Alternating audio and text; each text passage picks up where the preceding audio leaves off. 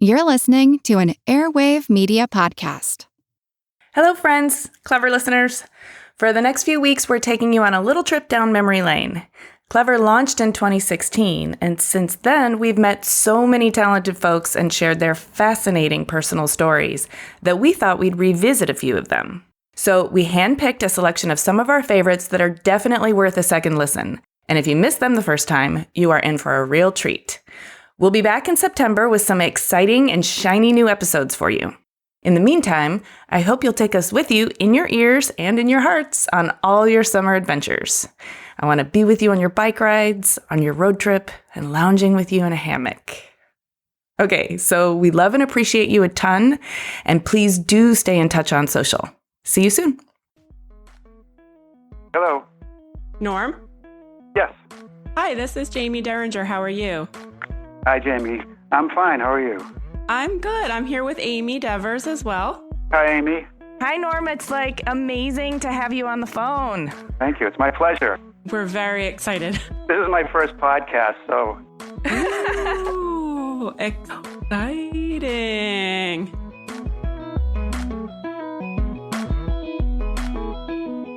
Hi, everyone. I'm Jamie. I'm Amy, and this is Clever.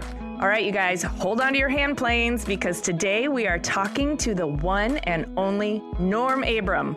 Yep, you know Norm. He's America's most beloved contractor and woodworker. He's the shop teacher we wish we all had in junior high. He's the original lumbersexual. And before there was Normcore, there was Nomcore with his signature plaid shirt and work jeans. He's been the master carpenter for something like 37 years on PBS's long-running and highly acclaimed renovation series, This Old House. He was the New Yankee in PBS's popular woodworking show, New Yankee Workshop, and he's active in the movement to close the skills gap, helping to get young people the training and education they need to join the vocational trades and become the next generation of the skilled labor force. Plus, he's my personal DIY hero. He's as hands-on as they come, and he still has all of his fingers. So let's chat up Norm.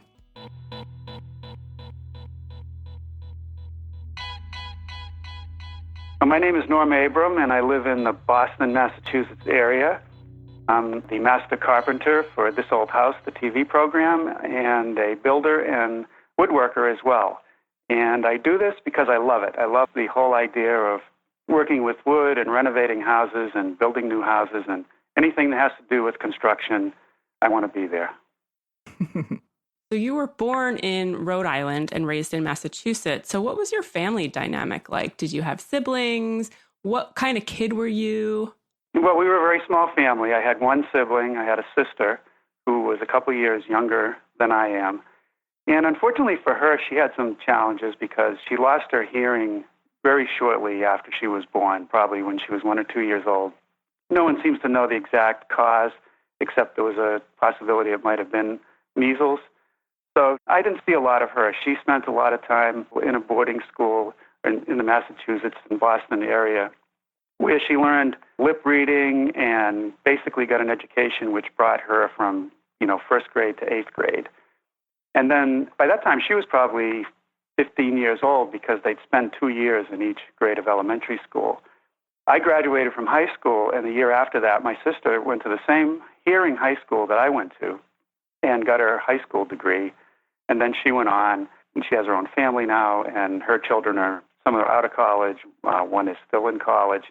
So I didn't get to spend a lot of time with my sister, so I was kind of a loner. I saw her on weekends.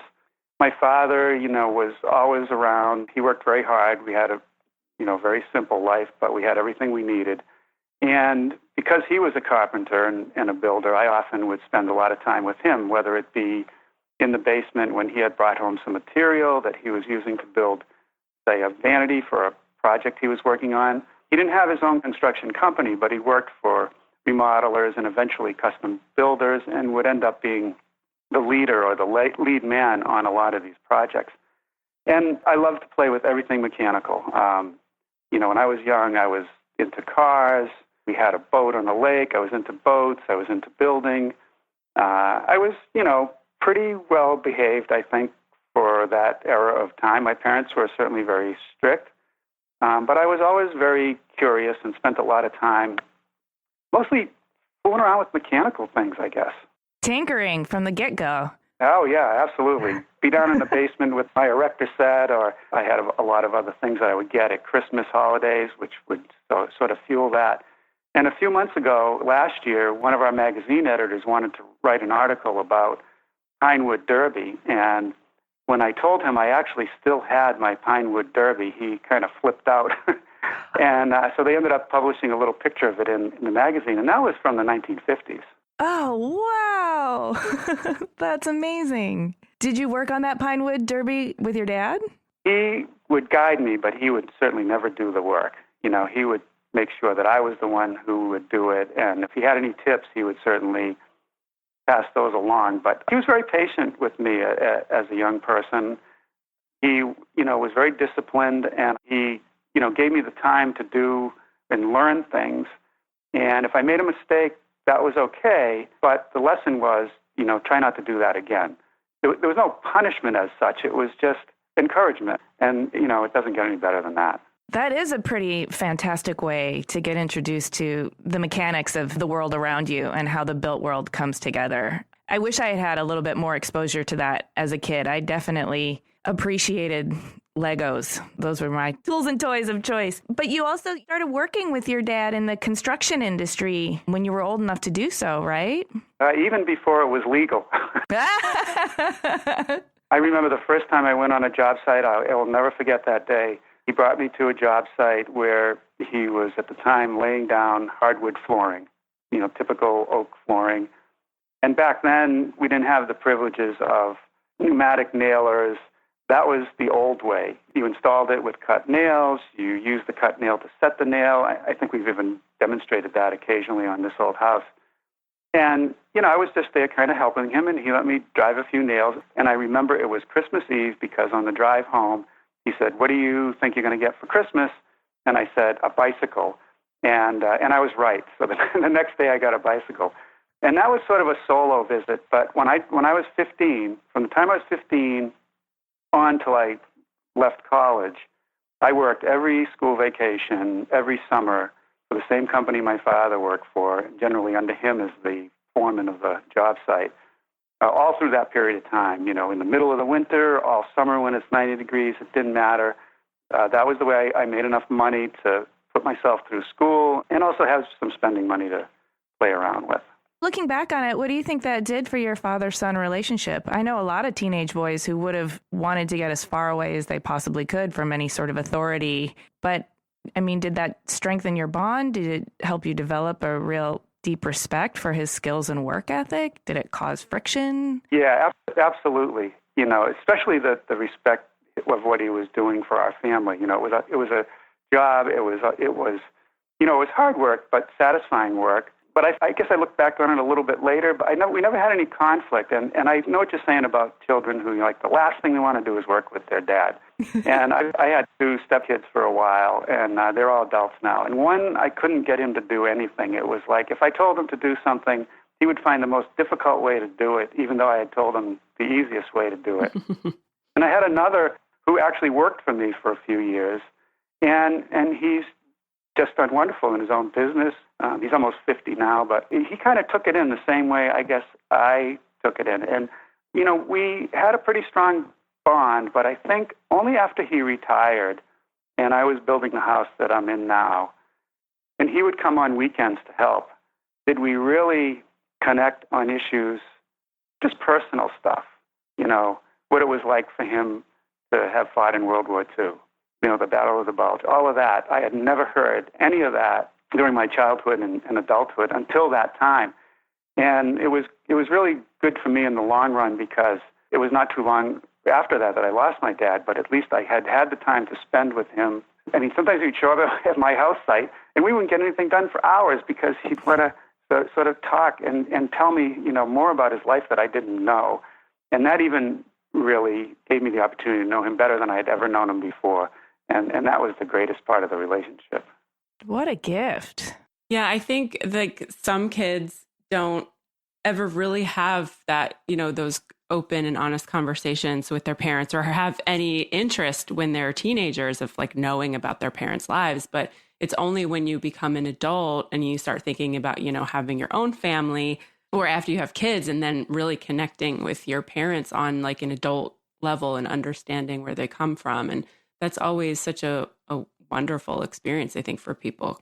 Yes, especially with that generation, too. My father's generation, the greatest generation, they were always very quiet about anything that went on. They kept to themselves a lot. And I think for a lot of them, I can only speak for my father, I guess, but for a lot of them, that was not a good thing. But when they did bring themselves to, reveal a little bit of what hurt or what was different and how it influenced them, I think it was a good thing for them. So that generation, a lot of people, I don't think they engaged with their children that way. I think they kind of kept it quiet. And I think sometimes to their fault, it maybe is that when they were questioned, they kind of pushed back when they probably could have made the relationship better had they sort of explained a little bit more. But, everyone's different and everyone handles it in a different way. Mm-hmm. Well, it sounds like you had a really fruitful relationship with your father. And not only were you able to sort of learn and respect his trade and his skills, but you were able to respect where he was in context with the rest of society and how difficult and important it must have been for him to actually reveal his emotional side. And the other great thing about the fact that he helped, with building my house is that I can look around this house and look at the work that he did. So, there's always a piece of him here. So that really means more to me than anything else. That's wonderful. So when you went to Amherst, you studied mechanical engineering and business administration. What were your college years like? Did you, still help your dad out, or were you, too busy with all of your studies? Were you really focused? I lived on campus, so I was away from home, except for, winter break, spring break, and the summertime. I did work all the summers and school vacations. And, I went to the University of Massachusetts, and when I was a freshman in college, I went in as a 17-year-old because that's just the way my birthday fell. So I was the younger side of the group. And, it was a very controversial time in history with Vietnam and everything that was going on. So there was a lot of potential distraction, I might say, on campus. And being in mechanical engineering, which is what I wanted to start out in, that was interesting. But I quickly found out that there were certain aspects of it that I didn't find sort of inspirational enough for me to stick with it in the long run. I liked the hands-on things where we would do shop work and work with metals and learn things that I hadn't ever done before. But when it came to sitting in a classroom with 300 other students in thermodynamics, it was like I didn't really enjoy it. And so, of course, the thing about that generation of parents also is they wanted you to go to college. They felt it was the best thing for you to do. And so I was terrified to tell my parents this was not the right choice for me. But eventually I did.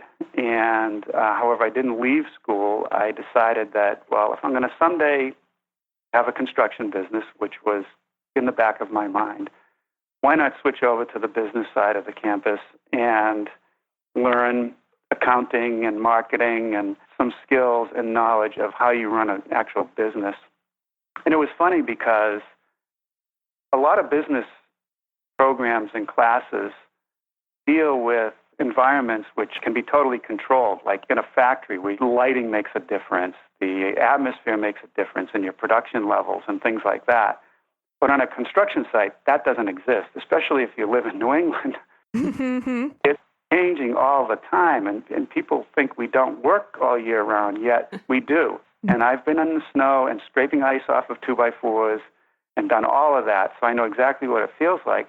And so I didn't get any educational value out of what I was learning there in terms of that.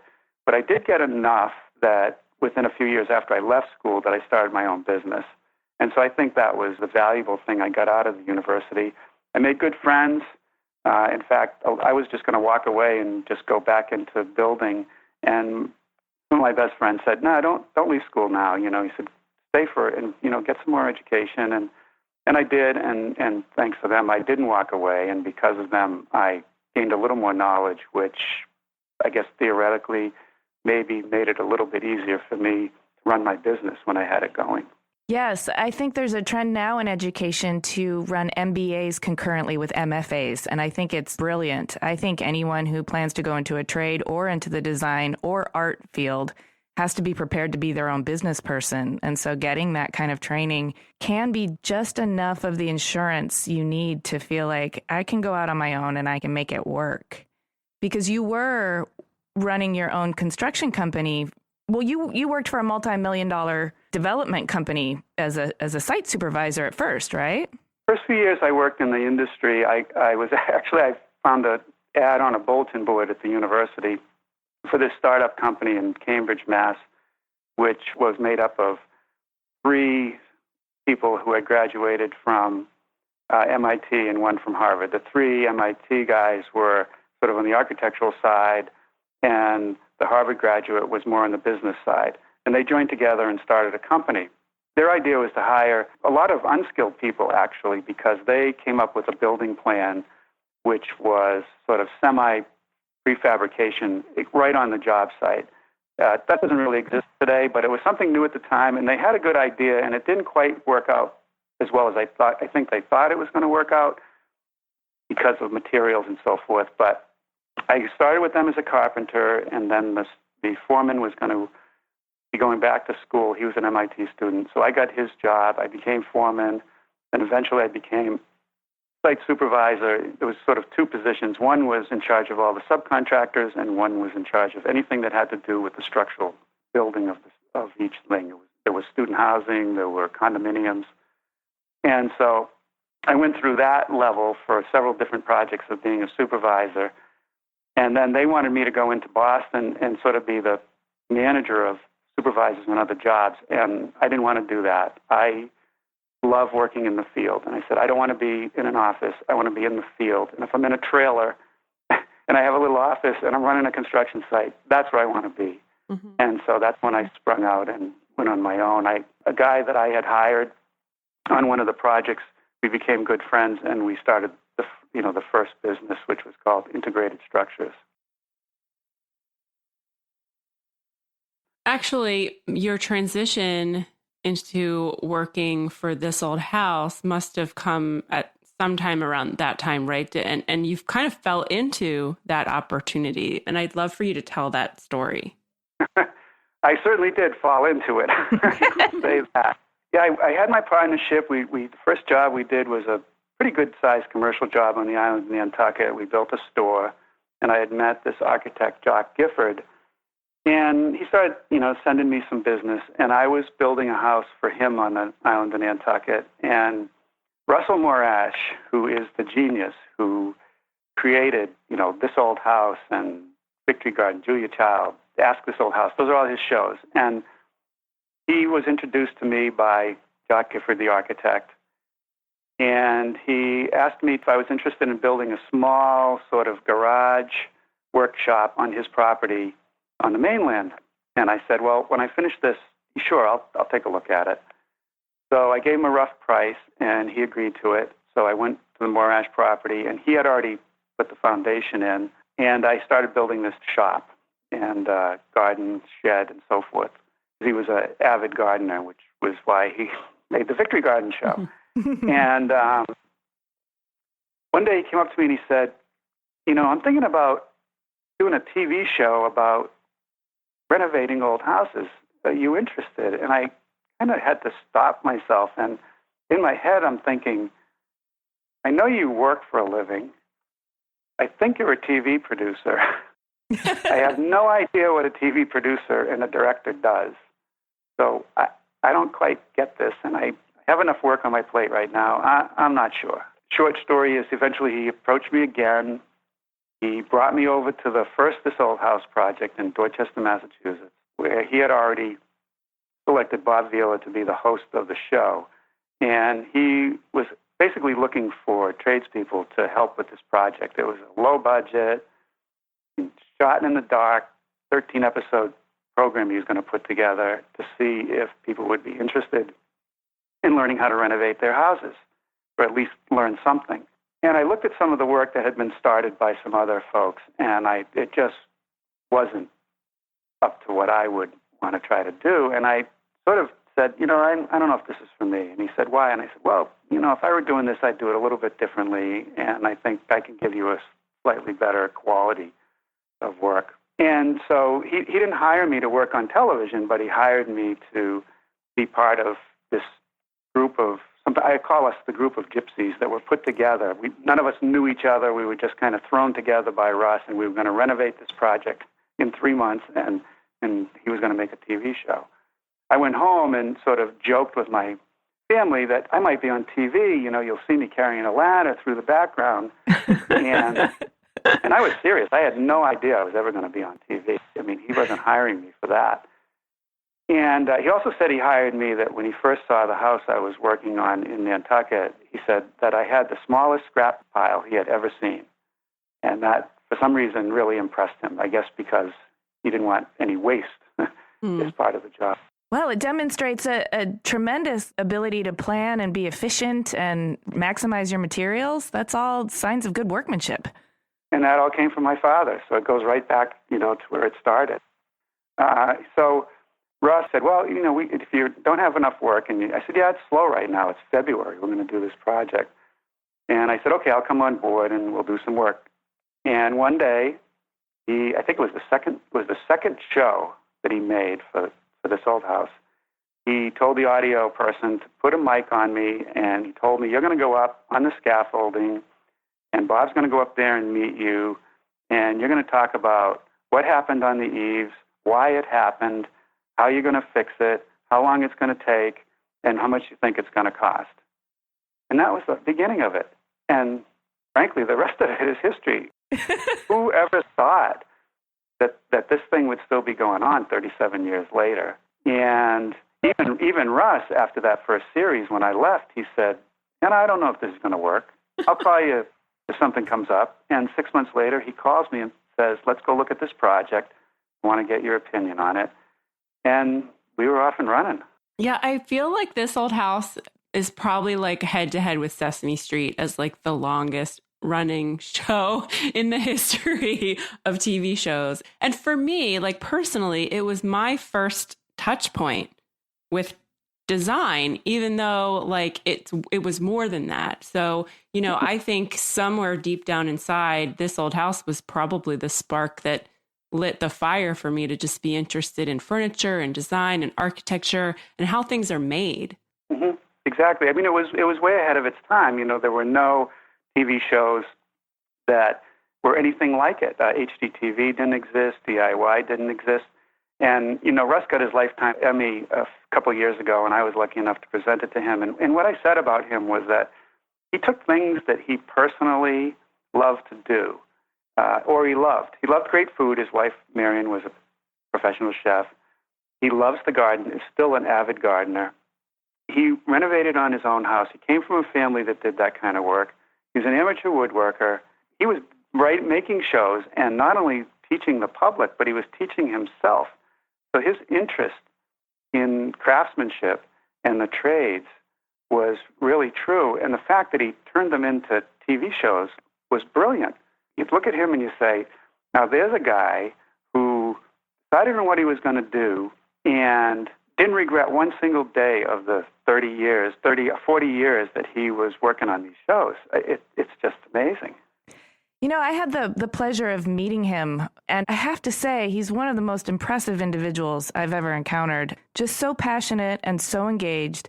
And what I think really, really worked about This Old House, and still does, is that it understood authenticity when everybody else was just trying to find out what was hip or cool and market to you. And it's never really pretended to be anything other than what it is. And that through line means that everyone feels like they know you, they know the rest of the cast, they feel like it's really trustworthy. You're not trying to add any false jeopardy or create any gimmicks just to make it entertaining.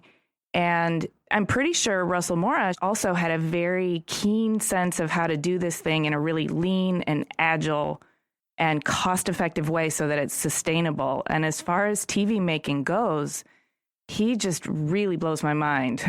You're absolutely right about getting this done with a minimal crew, a small amount of equipment. There was no scripting of those shows. It was all made up on the site. He had the flexibility to change scenes if he saw something else going on the site. And his whole point of view was, a biggest part of it was to respect craftsmanship. And he put together, everyone who got put together in that cast, one way or another, he had a connection to them, whether it be direct or slightly indirect. He just knew who he wanted to do the work. He wanted real people doing the work. And what he was able to accomplish, and we've been able to accomplish, is that we kept true to our mission, which was to tell it how it is, do it the best possible way we can do it, and try to educate people. When I first went to builders shows, I would get criticized. You'd be riding on the bus from the convention center back to your hotel, and contractors would be saying, "What are you doing? You're giving away all the secrets." And I would just say, "Are you insecure?" Believe me, there are plenty of people out there who have no interest in doing any of this work, and you'll have plenty of work. But there are a lot of people out there that like to understand better what you do. So rather than hide everything from them, let's give them the language, the process. And that was driven by Russ. If he had a guest and he said, "Well, why do you do that?" They'd say, I don't know, I just do it that way. That was not sufficient. There had to be a logical explanation, because that's what we wanted to get, and he wanted to get to the viewers. And you're right about the cast. I love working with those guys. I mean, it's like we're family, and it shows. And you couldn't work with a better group of people, including all our staff. When you think about single camera shoots, an audio guy, a camera, a PA, a grip, and talent, and a producer, and a director, who's also the executive producer, all in one little small package. And the amount of TV that he produced, I mean, one day it was This Old House, next day it was Victory Garden, next day it was New Yankee Workshop, and we all had fun. I'm glad to know you guys are having fun, because it is hard work, but you mentioned earlier about how satisfying it is. And at the end of the day, you have a real tangible sense of accomplishment that not only puts shelter over, people's heads, which is really important, but also educates the general public. And you're right, you're giving them the language, helping demystify the process so that they can take more control over their own shelter, which is really important. Well, I think, too, it's like when people see how things are done and realize the amount of work that goes into it or how much thought is put into it, they appreciate it more. It's not about giving away secrets so much as it is about demonstrating the importance of things being done correctly and properly, and then having an appreciation for someone who has the skills to do that. Right. And I think we need more of that these days, frankly. I think that's part of the problem that we have now, and that we're not drawing enough young people into the trades. Part of it is public perception of the trades. Part of it is the education system got a little messed up when they took all the trade exposure out of the schools. And from my perspective, if a young person doesn't have an opportunity to experience something at all, they're never going to know if they like it. And education is important, there's no doubt about it, but not everyone's, meant to get a 4-year degree. But even if you want to be a carpenter these days, you've got to get some education, you've got to get some field experience. And until we sort of bring back the value, as you said, these are the people who build our houses and repair our houses and do our plumbing and electrical. There has to be more respect. And I always try to tell people in general, if you have a contractor working in your house and you respect them, you treat them well, you don't treat them like second-class citizens, they will do a tremendous job for you. Well, I hear stories all the time. Even if I bring someone to my house to do something that I don't do, typically, I might not do plumbing. Well, you welcome that person to your house. You treat them as professionals, and they go out of their way to do a job. But as soon as it's like, you can't walk in my house because, I just don't want you to do that, it kind of sends the wrong message. And sure, there are people that probably deserve to be treated that way, but for the most part, that's what we would like to help to do with our Next Generation initiative, is change the public perception and give people an opportunity to experience the crafts or the trades and learn them and realize that they can be very satisfying. Before we kind of delve deeper into the value of the trades, why don't you give us the overview of the Generation Next initiative?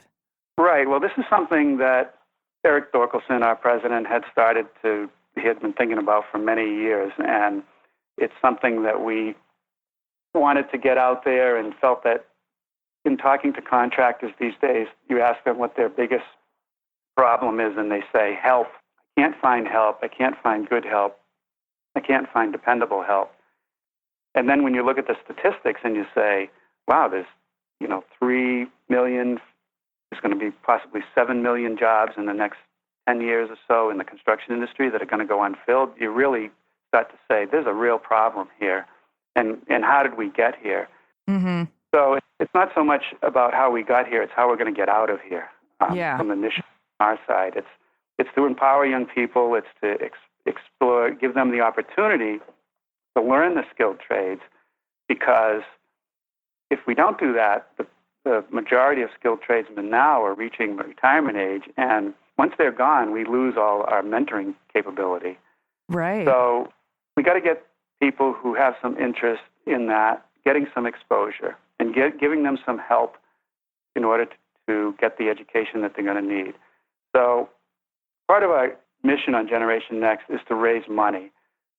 And we are working with Mike Rowe and MicroWorks Foundation, and we just gave him a check for $500,000 at the IBS and Kitchen and Bath show in January. That went into his foundation. We got a bunch of charter vendors, sponsors, who were there when we presented him the check. And if people are interested in what that money is doing, you can go to his website, microworks.com, and you can find out how you apply for a possible scholarship for This Old House, the TV show. We are going to launch a nationwide search to get 3 apprentices. It's going to depend on the applicants, whether it's plumber, electrician, landscaper, carpenter, certainly at the top of the list. But depending on the applications that come in, 3 of them will be selected. We are going to buy the house that we're going to renovate in next season's series. We'll renovate it ourselves. We'll bring in sponsors. And these 3 apprentices who get selected will work on the job site for 10 weeks. They will be brought to New England. They will be provided with some kind of a stipend and some housing. And they will work alongside the cast of This Old House to get more educated in that specific trade. And we'll put that across all platforms, so the magazine, the website, as well as the TV show. And hopefully those shows will bring some inspiration. We've already spent a fair amount of time with the magazine profiling different people around the country that we've found. And if you start poking around a little bit, you start to hear stories about people who might have started out in completely different careers, and they got a lot of debt from college, and they're having a tough time finding a job, and some of them are sort of taking a chance and getting into the construction industry, and they're liking it. So between, hands are the things we really need. I know there's more people I've seen recently who are interested in the construction trades, but they want to be on the management side. We need to deal with that, which I think is less of a problem. However, when I talk about managers, I always say the best managers, like a great architect or any of the design areas, if they've experienced the craft itself, they are much better at it. They understand the process better, and so you have to have that. Absolutely. It's imperative. I agree. We want to have that part of it, inspire people, make them understand that it's not a slam dunk, that you learn these trades in a short period of time.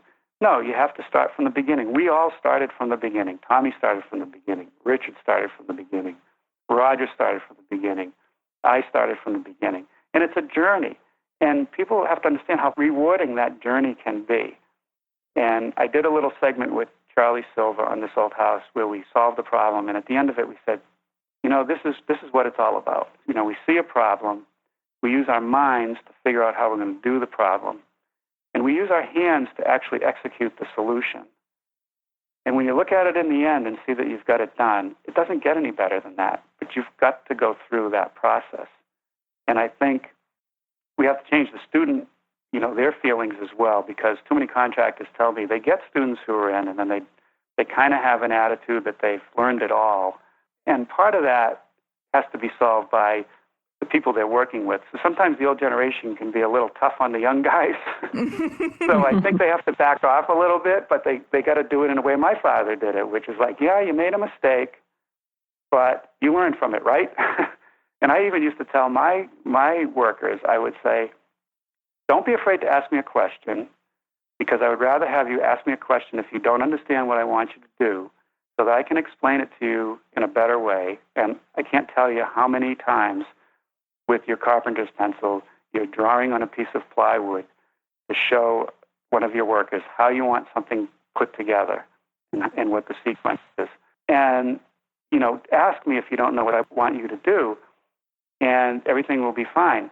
However, if you make a mistake that you weren't paying enough attention to what was going on, you shouldn't make it a second time. You sort of, this isn't 3 strikes, you're out, because on my side of it, I'm running a business. So I have to be a little bit tough about making the same mistake twice. But I'm more than willing to answer your questions and guide you through the process. And that's the learning part of being in the trades. Unfortunately, a lot of contractors feel like, well, they don't have the time to do that because they're trying to run the business. Yeah, but that's investment. That's right. You're exactly right. That's the investment, and they do have to learn. And I think more of them are. And I'm seeing kind of a insurgence of everybody's finally seeing the problem. And, schools are starting to bring things back. The vocational trades are starting to get more attention. The local building associations are saying, we've got a problem, we better start working on it. At the Builders Show and the Kitchen Bath Show in Orlando this year, that was the talk of the show. We've got to do something about this problem. And so now we got industry getting into it. And industry is helping certainly support our generation next. And we hope that inspires companies to just keep jumping into the group and participating with us.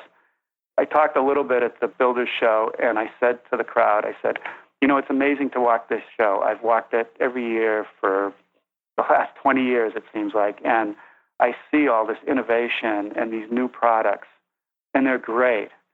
But what scares me is that we don't have enough people who know how to deal with these products. They don't know how to install these products correctly. We need to educate them. We need to find them. We need to bring them into the fold. And I think there's so many young people that get pushed into a formal 4-year education. My brother's generation, which are more millennial, the college thing was like shoved down their throat. Like, you have to go to a 4-year college and get a degree or nobody's ever going to hire you.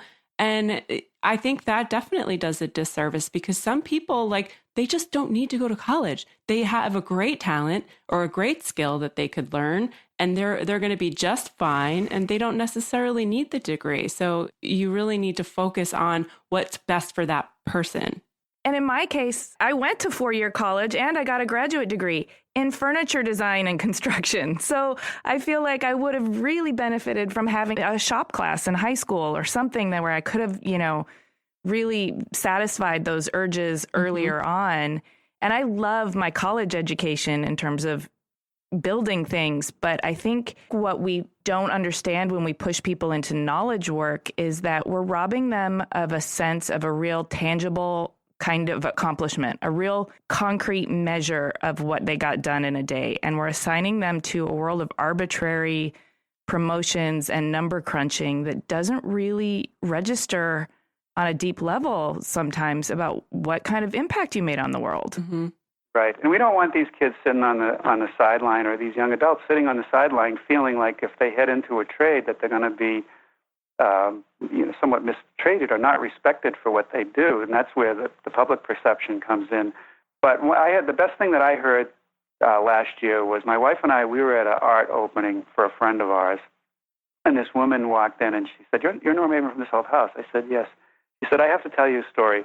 My son started watching This Old House when he was like 9 years old. He loves This Old House. And he is now a contractor in the local area. He has his own little website, and we featured him as one of the profiles in our magazine. He's doing this work. So I said, oh, that's terrific. I said, I need to get his name, his phone number, his email address, because we'll have one of our staff do a pre-interview with him because he's just the kind of person I'm looking for to feature on this initiative that we're trying to do to inspire other people that this can be done and it can be a very rewarding job, not only, for your own well-being, but from a financial point of view as well. He said, well, I want to tell you a little bit more. She said, one day he came up to me, he was a young teenager, and he said, Mom, is there anything you'd like us to do in the house that, you would really like to have? And she said, well, I'd like to have a sliding glass door off of the kitchen area, the dining area. And he goes, oh, I can do that. And so he went ahead and actually did it. I guess he got some help from his dad, but his dad really wasn't very knowledgeable in construction, but he actually got it done. And I said to her, the thing I said to her, which I think more parents should be doing, is I said, congratulations to you for letting your son follow a path that he wanted, not the one that you wanted. Mm-hmm. Yep. And that's what we got to drive into parents' heads. Look, don't pigeonhole your kids into thinking they're going to be a failure if they don't get a 4-year degree. I went to the University of Massachusetts for 5 years. I do not have a degree, but I have a heck of a job, and I love what I do. And I'm able to, through the TV show, which was a total fluke and piece of luck that it all happened, but I get to at least share some of what I know with the public. And the public response has always been great about this old house. I think, too, exposure, as you mentioned, is really important in changing the public's perception. And that's not only exposing the parents, but also exposing the kids. Like you said, Amy, having a shop class in high school or having, any kind of design or anything related to that in high school would be amazing. And even earlier than that, just exposing younger kids to the idea of like, oh, you like building with Legos? Well, guess what? Maybe you could do this job. I think you're absolutely right about going younger because I think we already missed a whole generation that kind of got bypassed. So I'm saying, people are saying we need high school. I'm saying grammar school. And you talk about something simple. I'm on the board of directors of Old Sturbridge Village. I don't know how much you know about it, but it's one of the best living history museums in the country in Sturbridge, Massachusetts. And we have interpreters who represent the period of 1830 and historic houses like you wouldn't believe. But we don't have a woodworking shop. So we're now trying to put up a small exhibit, and the long-term goal is going to be to actually get a woodworking shop like the blacksmith shop, like the pottery shop. It actually runs and functions. And as we were thinking about it, wouldn't it be great if all we did, and maybe just on weekends, if all we did is set up a little workshop area, brought in some pieces of wood, brought in a plane or a chisel or something, a simple tool that any young person could at least try at, and just let them, run a molding plane over the edge of a piece of wood. Wouldn't that be great? I mean, because kids love to do that. And just to give them that little bit of exposure. Yeah. Not everybody's going to like it, but for my money, if it's 2 out of 10 that even have a glimpse of saying, this is kind of fun, then I think we've started to do our job. You've demystified it and planted a seed, which I think is important. We had a guest who's a designer maker, Brendan Ravenhill, who conducts a boat building workshop for kids every summer. And these are young kids, like 7 and 8 years old. And he had the cutest observation, which is that young girls tend to be way better at hand planing than young boys, which is, I think, just speaks to like the different ways that kids develop. The young girls tend to have like a little more patience at that point, and boys try and, make it work with brute strength. But even just that kind of exposure means when it comes around again, maybe in junior high school, you're less likely to shy away from it because it's not a scary unknown thing to you at that point. And the other point you bring up too is it's about men and women. There's more women getting interested in different aspects of the skilled trades, and they do the job really well. We have a very close friend whose daughter's partner is she's actually learned timber framing, and we'll probably try to do a profile about her and say, why did you get into this? Why do you love it? Because I started thinking about this recently. I said, when you talk to your kids as an adult, and you talk to them as children, the last thing they want to listen to is you. But sometimes a friend can say the exact same thing you said as an adult, and they'll listen to them. Yep. So my thinking is, if it comes from a 67-year-old like me, maybe it's even better if it comes from, a 20-year-old who can say, look, I decided to give this a try, and I didn't think it was going to be like this, but I'm really happy doing this, and it's rewarding. So I think if everybody does their role, hopefully we'll get a few more people in there. We have to. I guess it's not a choice of hoping. We have to get people in. Well, good luck to you guys on that initiative. I think it's really important, and so we want to support you any way we can. But I do want to bring the conversation back around to you, Norm. We want to talk about your creative process a little bit. I know that you love to solve a problem, and solving a problem involves both your head and your hands. But I want to know, talk us through it. Are you the careful planner kind? Do you create samples? Are you intuitive and on the fly? Are you a crazy risk taker? I don't know if this is going to work, but let's just give it a shot. I think I'm all of those things together. Probably more of a careful planner than anything else, especially when I was doing the New Yankee Workshop show, because we were making a TV show that would be done mostly over a period of about 2 days with maybe a break day in between to build a furniture project. And there was a lot that had to happen before that, and there was a lot that had to happen after it. So before it, thanks to Russ and his brilliant idea of, going to museums and private collections and looking at pieces of furniture that might not even be signed. I mean, my best influence comes from the unknown woodworker. I love looking at pieces of furniture that are not signed and just saying, wonder how they did this, or I wonder what he was like or she was like. You look at these pieces, it's beautiful. And I wasn't trying to replicate everything. It was just to study them and build things that were better than the types of woodworking projects that were available in magazines at the time. There wasn't a lot of decent furniture projects being done. It was pretty simple types of things that we felt weren't teaching the people enough of how to use the tools and so forth.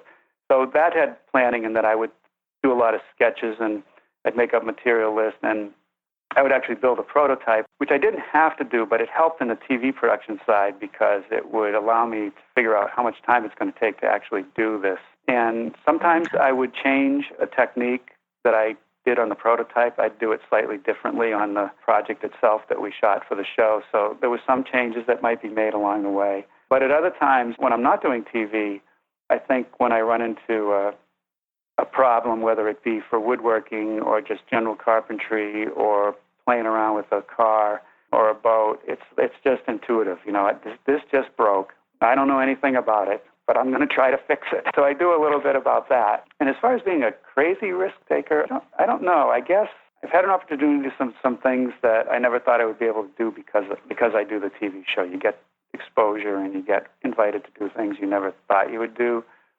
But I guess overall, I keep my risk level pretty low. I'm pretty low key. I'm with you. I'd rather plan it through a few times and try and anticipate where the issues could be so that I can do it right the first time. I'm fine with fixing mistakes. I think that's a really important skill to learn, but I'd rather not spend most of my time fixing mistakes. I'd rather spend most of my time figuring out how to avoid them. When I knew what I was going to build and I had it in my head, when I was a contractor building and I had a job to do with a client, whether it was an addition or a new house, when I was doing my material list, I would build that whole house in my head from start to finish as I was making the material list. And I think that's why I ended up getting the quote from Russ saying I had the smallest scrap pile. And the same thing was true in the New Yankee Workshop, is that I'm focused on what I'm doing, but I also know what comes next. I don't work doing, okay, I finished this. What do I do next? I'm already in the next phase on where I am at the moment. So I'm a little bit ahead of it, but not too far ahead that I lose focus on it. My approach for the most part. I feel like it sounds so much like you, Amy. That's exactly what you do too.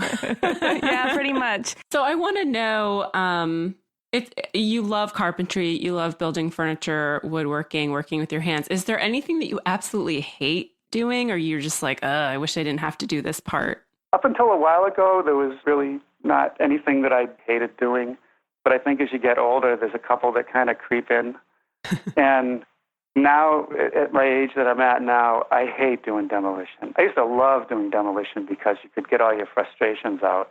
But now I don't like doing demolition. It's too dirty. I don't know. Maybe I'm becoming a wimp, but I don't like demolition. And as I look out my window as we're getting blasted with snow today, I'm not looking forward to going out and cleaning up the snow because I have a pretty big driveway.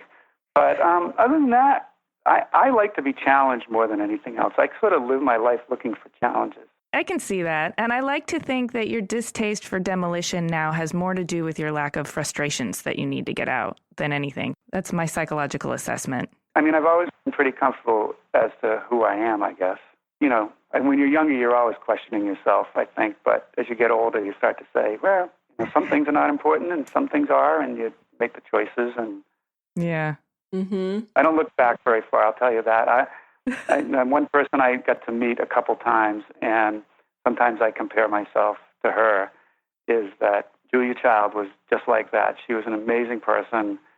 She taught the world a lot, and when she made a decision to do something, she never looked back, and I kind of feel the same way. I mean, in my life, going down the road, every time I came to a fork that I had to make a decision, I've never looked back and said, I wish I went the other way.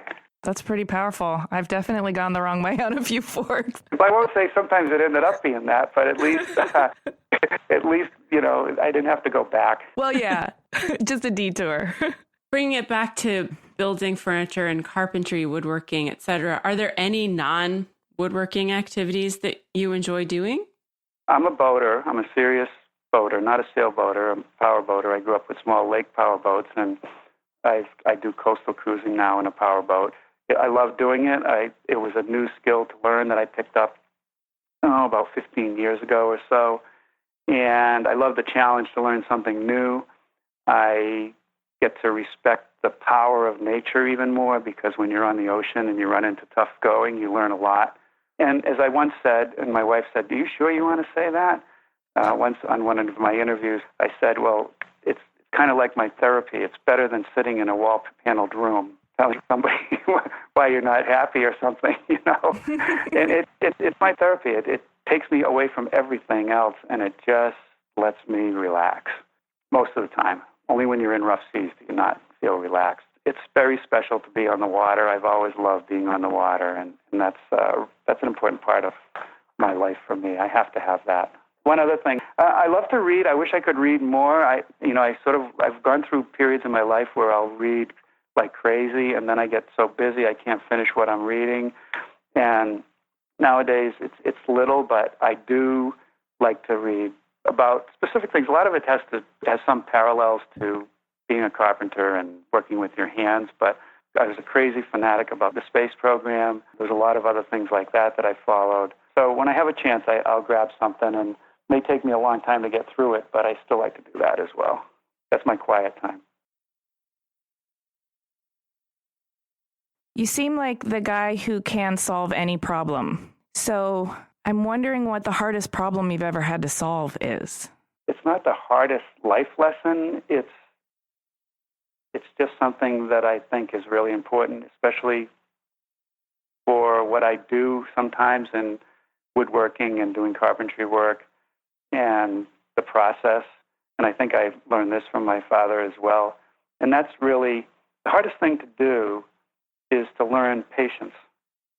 And by that I mean, I've had occasions where I'll be working on a woodworking project in the New Yankee Workshop, and I'm on a little bit of a time schedule, and I'm trying to get things done. And I'll set something up on the table saw, and I'll think about it, and I'll say, you know what? This isn't the smartest thing in the world to do. And generally, it's because it probably has a safety implication, and that drives me back to be patient. You know, don't rush it. You're going to pay a price if you rush it. And the biggest challenge, not that I had a lot of times that I crossed the line of being impatient, but I think the most challenging thing to do and learn in the skilled trades and in life is to just be patient. You know, don't jump to conclusions. Don't think if you take a shortcut, it's going to pay off, because more than likely it's not going to pay off. So I think that's the biggest challenge. When that occurred, you know, I really had to talk to myself and say, reconsider this, because rushing and not being patient. And I always tell people when they say, you know, have you had any serious injuries in the field? And I'll say no. And I've always said not being focused, not being patient is really probably the primary cause of most injuries that people get in this business. And so patients can cross a lot of different areas, and it's not an easy thing to learn, but it is a valuable thing to learn. Thank you for that reminder. I think we can all practice patience in all areas of life, but it is true that haste not only makes waste, but it frequently results in accidents. That's right. So here's an equally important question, maybe not quite as deep. We, the general public, would really like to know what your main criteria for a Norm caliber plaid shirt is. You know, I got some criticism. I did a little talk at the Builder Show, and I didn't have a plaid shirt on, and the announcer who was introducing me, he kind of slapped me on the hand and said, "I can't believe you don't have a plaid shirt on today." And I said, well, you know, I have gone through a little period of getting away from them, but they seem to be very popular in general when you look at any kinds of catalogs and so forth. But for me, I look at the older ones, and I just had to have a photo done for something, and I picked out one of my old LL Bean sort of medium weight plaid shirts, red, bright, you know. I know what it was. We had a thing we were trying to do for Christmas for the show, the holiday season. So it's usually got to be bright and warm, you know, a little worn. You don't want it to be looking brand new. No, it's got to be comfortable. I mean, it's got to move with you. That's right. I just imagine like opening up your closet and it's just like, it's all plaid, like the whole thing. My wife won't let me throw them away. We have a collections of ones that are like not really worth wearing anymore. But I did a segment years ago. I think it might have been when we syndicated some of the New Yankee Workshop shows with DIY or HGTV, and they wanted me to do a little promo. So we did exactly what you said. We filled the whole closet rod with plaid shirts, and I went in looking a little disheveled and like I had just got up out of bed. And I was I'd look at a shirt and go and shake my head, nah. I'd do another one, nah. And they were all plaid shirts. I mean, they could have all been the same color, and I still would have been trying to decide which one to wear. Well, I like that you have a sense of humor, too. Where can our listeners go to find out more about Generation Next? If they want to learn more about Generation Next, they can go to thisoldhouse.com, and there'll be a link where you can find out how to apply for the apprenticeships and everything else about the initiative. And if they don't want to do it that way, they can go on Google and just search This Old House, Generation Next. They'll find out the whole story. Awesome. And what about you? Are you on social media? You know, the This Old House staff twisted my arm to get me on Twitter like 2 years ago, and I posted about 6 times. I am terrible at social media, and I apologize for that, but maybe it's just my age. I'm one of those people who always has something going on, whether it's work or not, and it seems like it's not high enough on my priority list. Well, you've got a lot going on, so that totally makes sense. I feel like you've given a lot of yourself already to the public, and so we can give you a pass on the social media. Okay. Appreciate that. Well, thank you so much. This has been amazing. Yes, thank you. Yeah, best of luck to both of you. Thank you. Take care. All right, you too.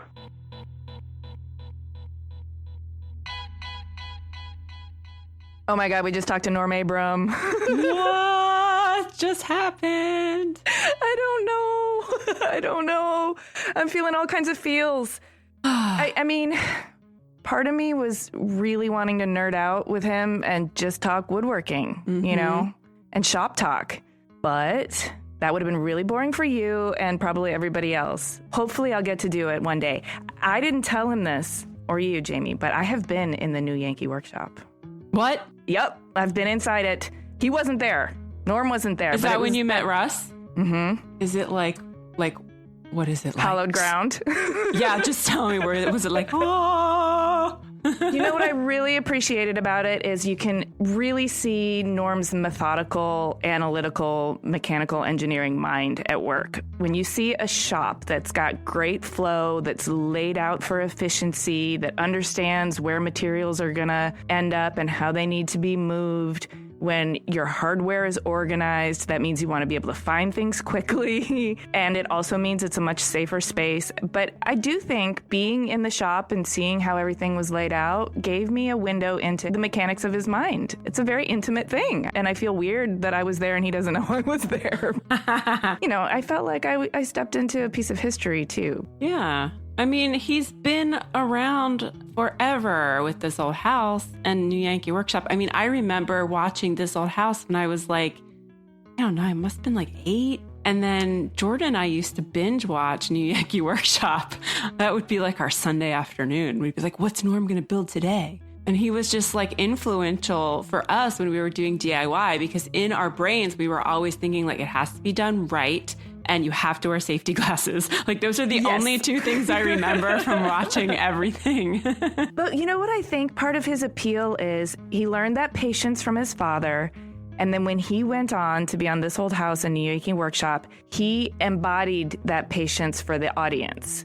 You know, he stressed what was important and he distilled out the information so that you could understand if you weren't an expert, but he gave you the thinking behind it. I cannot stand people who just tell you how to do something and don't tell you the thinking behind it, because you don't really learn then.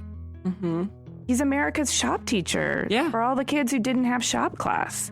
And he's the patient father for all the people who didn't have that kind of relationship or didn't have a handy father.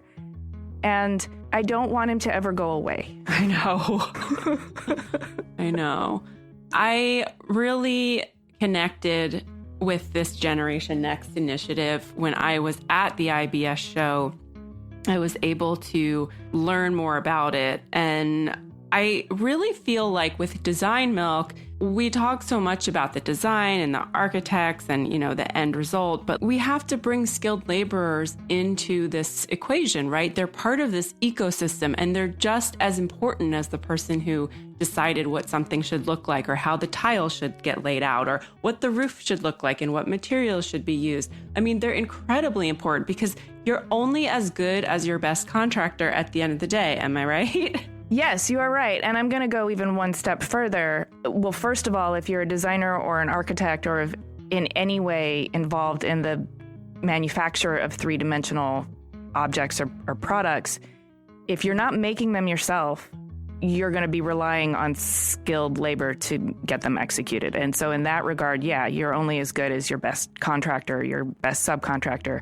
But I also think Norm touched on something that I believe so deep in my core, which is that you become a better designer, a better architect, a better thinker when you know how to manipulate materials and, you know, the physics of how things work and how things get built.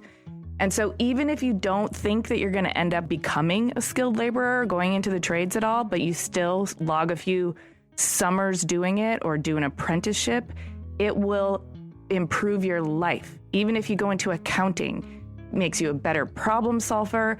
It makes you have more agency over the material world and your own domicile. I can't even tell you how important I think it is for everyone, but especially anyone who wants to go into any aspect of the design field.